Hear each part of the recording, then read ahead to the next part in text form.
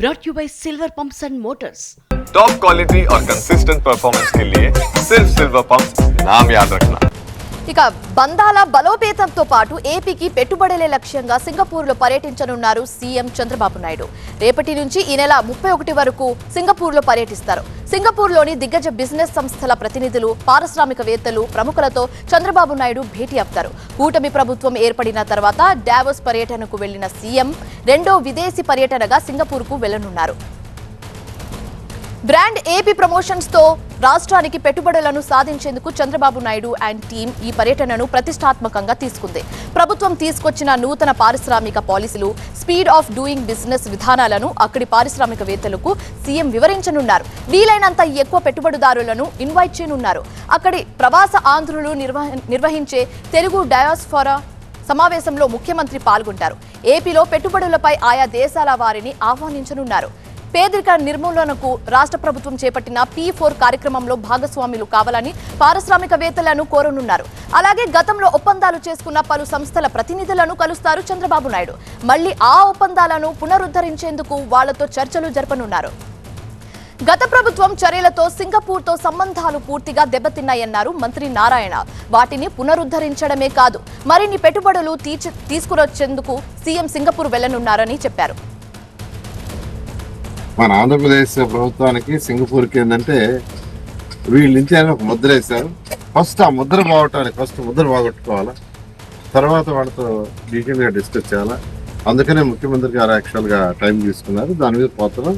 దాంతో ఇన్వెస్టర్స్ ఎవరైనా ఉంటే వాళ్ళు కూడా ఇన్వైట్ చేసి ఇన్వెస్టర్స్ కూడా డిస్కస్ చేసి ఎక్కువ ఇన్వెస్ట్మెంట్స్ వచ్చే విధంగా ప్రయత్నిస్తారు.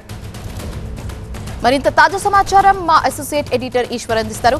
ఈశ్వర్, బంధం బలోపేతం చేయడానికి సరే, కానీ ఇంతకి చంద్రబాబు సింగపూర్ వెళ్లి ఏం చేయబోతున్నారు, ఎవరెవరిని కలవబోతున్నారు, మళ్ళీ అమరావతికి గ్రాండ్ వెల్కమ్ చెప్పే ఛాన్స్ కనిపిస్తుందా? ఖచ్చితంగా ఒక పాజిటివ్ యాటిట్యూడ్తోనే సింగపూర్కి వెళ్తున్నారు. ఖచ్చితంగా సానుకూల దృక్పథంతోనే తిరిగి సింగపూర్ని ఒప్పించి ఆంధ్రప్రదేశ్ రాష్ట్ర అభివృద్ధిలో సింగపూర్ ప్రభుత్వాన్ని భాగస్వామ్యం చేయగలన్న పూర్తి నమ్మకంతో ఆంధ్రప్రదేశ్ రాష్ట్ర ప్రభుత్వం ఉన్నత స్థాయి బృందం ముఖ్యమంత్రి నేతృత్వంలో ఈరోజు రాత్రికి హైదరాబాద్ నుంచి ఈరోజు విజయవాడ నుంచి బయలుదేరుతున్నారు. రేపు హైదరాబాద్ నుంచి సింగపూర్కి బయలుదేరుతారు. ప్రధానంగా 3 అంశాల ఆధారంగా ముఖ్యమంత్రి 3 టార్గెట్స్ని పెట్టుకుని వెళ్తున్నారు. ఒకటి పెట్టుబడుల ఆకర్షణ, ఎందుకంటే సింగపూర్లో పెద్ద ఎత్తున ఇన్వెస్టర్స్ ఉంటారు.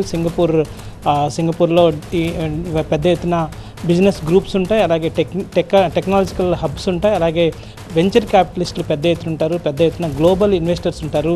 సో వాళ్ళందరినీ ఆంధ్రప్రదేశ్ రాష్ట్ర ప్రభుత్వానికి తీసుకురావాలి అంటే వాళ్ళకి ఆంధ్రప్రదేశ్లో ఉన్న సహజ వనరులు కావచ్చు, ఆంధ్రప్రదేశ్లో ఉన్న సామర్థ్యాన్ని వాళ్ళకి ఎక్స్ప్లెయిన్ చేయాలంటే ఇది ఒక వేదికగా, ఇది ఒక కీలకమైన టూర్గా ఆంధ్రప్రదేశ్ ప్రభుత్వం భావిస్తుంది, ముఖ్యమంత్రి భావిస్తున్నారు. అలాగే సెకండ్ వచ్చి ఏపీకి సంబంధించిన బ్రాండ్ ఏపీ ప్రమోషన్ చేయబోతున్నారు. బ్రాండ్ ఏపీ పేరుతో ఆంధ్రప్రదేశ్లో ఉన్న వనరులని ప్రపంచ దృష్టికి తీసుకెళ్లే ప్రయత్నాన్ని ముఖ్యమంత్రి చేయబోతున్నారు. ఆంధ్రప్రదేశ్లో పోర్టులు, అలాగే ఎయిర్పోర్ట్స్ కావచ్చు, అలాగే రోడ్స్, రహదారులు కావచ్చు, కనెక్టివిటీ పెద్ద ఎత్తున ఆంధ్రప్రదేశ్కి ఉంది. సమీపంలోని అన్ని రాష్ట్రాలకి చాలా స్ట్రాటజిక్ లొకేషన్గా ఆంధ్రప్రదేశ్ ఉంటుంది. అదే సమయంలో సుదీర్ఘమైన కోస్టల్ లైన్ మనకు ఉంది. సో దాంతోపాటు మిగతా ఆంధ్రప్రదేశ్లో హ్యూమన్ రిసోర్సెస్ పెద్ద ఎత్తున ఉన్నాయి, అలాగే వాటర్ రిసోర్సెస్ కూడా పూర్తి స్థాయిలో మిగతా ఏ రాష్ట్రానికి లేనంత జల వనరులు కూడా ఆంధ్రప్రదేశ్కి ఉన్నాయి. కాబట్టి ఇవన్నీ రాష్ట్రం యొక్క ముఖ్యాంశాలుగా ప్రపంచానికి పరిచయం చేసే వేదికగా సింగపూర్ని ముఖ్యమంత్రి చూస్తున్నారు. సో దాన్ని బ్రాండ్ ఏపీని ప్రమోట్ చేయడానికి కీలకమైన వేదికగా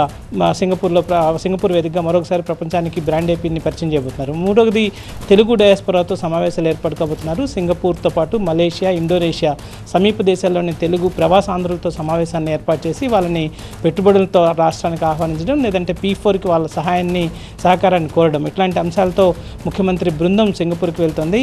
చాలా పరిమిత వనరులతో సింగపూర్ ప్రపంచ అభివృద్ధి కేంద్రంగా ఎదిగింది. అక్కడ ఉన్న ఇన్వెస్ట్మెంట్స్ కావచ్చు, లాజిస్టిక్స్ కావచ్చు, లేకపోతే అక్కడ ఇంటెలిజెంట్ సిటీ ప్లానింగ్ కావచ్చు, స్మార్ట్ సిటీ ప్లానింగ్ కావచ్చు, ఇట్లాంటివన్నీ ఇప్పుడిప్పుడే ఆంధ్రప్రదేశ్ రాజధాని నిర్మితమవుతున్న నేపథ్యంలో అవి ఆంధ్రప్రదేశ్ అభివృద్ధిలో కావచ్చు, ఆంధ్రప్రదేశ్ రాజధాని నిర్మాణంలో చాలా కీలకమవుతామని ప్రభుత్వం భావిస్తోంది. అందుకే మొదట్లోనే సింగపూర్ ప్రభుత్వంతో ఆంధ్రప్రదేశ్ ఒప్పందం కుదుర్చుకుంది 2014లోనే. ఆ తర్వాత అది రద్దయిన నేపథ్యంలో మరొకసారి ఆ సింగపూర్ ప్రభుత్వాన్ని ఒప్పించగలిగితే, సింగపూర్ ప్రభుత్వాన్ని భాగస్వామ్యం చేయగలిగితే పెట్టుబడులకి అదొక గోల్డెన్ ఎంట్రీ లాగా ఉంటుందని ముఖ్యమంత్రి భావిస్తున్నారు. ఆ ఉద్దేశంతోనే ముఖ్యమంత్రి సింగపూర్కి పయనమవుతున్నారు. ఖచ్చితంగా సానుకూల దృక్పథంతో, సానుకూల రిజల్ట్తోనే వెనక్కి తిరిగి వస్తా అని చెప్పి ముఖ్యమంత్రి చెప్తున్న నేపథ్యం కనిపిస్తుంది. అలానే వస్తారని కూడా ఆశించాల్సిన నేపథ్యం రాష్ట్రంలో కనిపిస్తుంది.